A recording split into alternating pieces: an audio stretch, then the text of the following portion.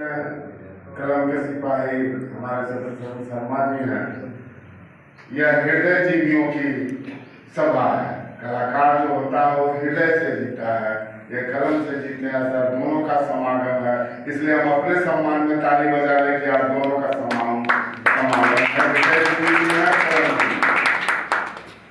अभी हमारे अनुज ब्रजेश पाठक जी आपके सामने थे। बड़ा ही अच्छा उद्बोधन उन्होंने दिया। मैं खुद को गौरवान्वित महसूस करता हूँ क्योंकि मेरा छोटा भाई इतना अच्छा बोलता है। लेकिन केवल उसी वक्त आप अपने छोटे भाई को यह मैं कहना चाहता हूँ कि उन्हें क्या बोलना था। हेमंत जी ने विषय दिया था कि तकनीकी बदलाव के साथ और क्या सुझाव देना। हमारे हेमंत जी भी की उम्र के हैं, ये भी कभी कभी बच्चों के साथ बैठ जाते। तकनीकी बदलाव के साथ क्या बदलाव करना था, इस पर सुझाव देना था। ये तो हम सुन लिए कि गैस में हवा भर लिए, कलाकार बन गए।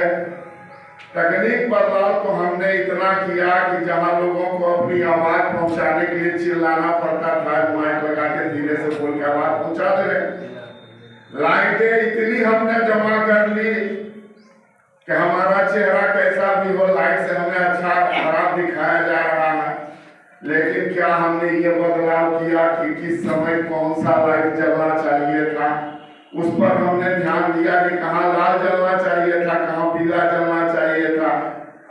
अनिल जी यही हेमंत जी हमें बता रहे थे कि शुरू ये रंगमंच पर गए, जब इनका प्रणय का दृश्य आया, प्रेम दृश्य आया, नायिका इनसे मिलने आई तो किसी बजाने वाले ने बजा दिया तो हंसों का जोड़ा बिछड़ गया।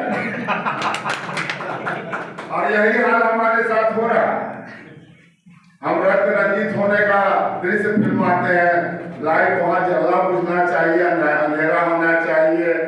हमारे डायरेक्टर साहब, निर्देशक साहब से बता के जाते हैं कि उस समय ऐसा करना, वो कहीं खोया रहता, उसमें इतना लाइट जला देता है कि पता चल जाता है कि छुड़ा हमारा अगला नहीं हो पाया। यही तो हमारी तकनीकी ज्ञान का अभाव है।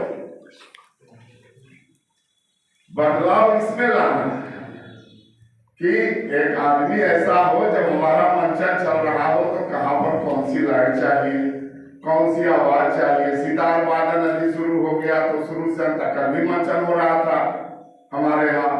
अब ये लोग बोले कि हमारे मंचन के बारे में बोल रहा, आपके नहीं, पंडारक में जितने भी मंचन होते हैं मैं सबके बारे में बोल रहा। सितार वादन हो रहा है, जहाँ करुण रस होता है वहाँ ऐसा लगता है कि नायिका नृत्य कर रही है, और जब नायिका नृत्य करती है तो क्रंदन का सितार वादन होने लगता है। सुधार इसमें चाहिए। तकनीक तो हमने बना लिया, तकनीक का उपयोग हमने कितना किया, इस पर लाना। और पुण्यार कला निकेतन अभी उभरते हुए हमारी संस्था है, हमारे गांव की शान है। हम उन्हें, उनके सभी कलाकारों को एक बार जोरदार तालियां बजाकर स्वागत करना चाहते हैं। और सबसे बड़ा बदलाव उन्होंने दिखाया कि जो छोटे छोटे बच्चे, हम ये कि हम बच्चा बैठा हुआ था कहीं चला गया, परसों भी एक बच्चा था, इन्होंने नाटक के साथ उस बच्चे को जो खींचा है, अपनी ओर आकर्षित किया है, यही सबसे बड़ा बदलाव है। यदि बच्चे हमारे इस पर आए, अपनी रुचि दिखा ले, हमारे साथ जुड़ जाए, हमारे संस्था के साथ काम करना शुरू करें, तो पंडारक का यह भविष्य, पंडारक की यह इज्जत सर्व हमेशा बना रहेगा। इसकी ध्वजा फहराती रहेगी। इन्हीं शब्दों के साथ आज के आए जो आपके महान लोग हैं उनको सुनेंगे, उनको बुनेंगे। जय माता।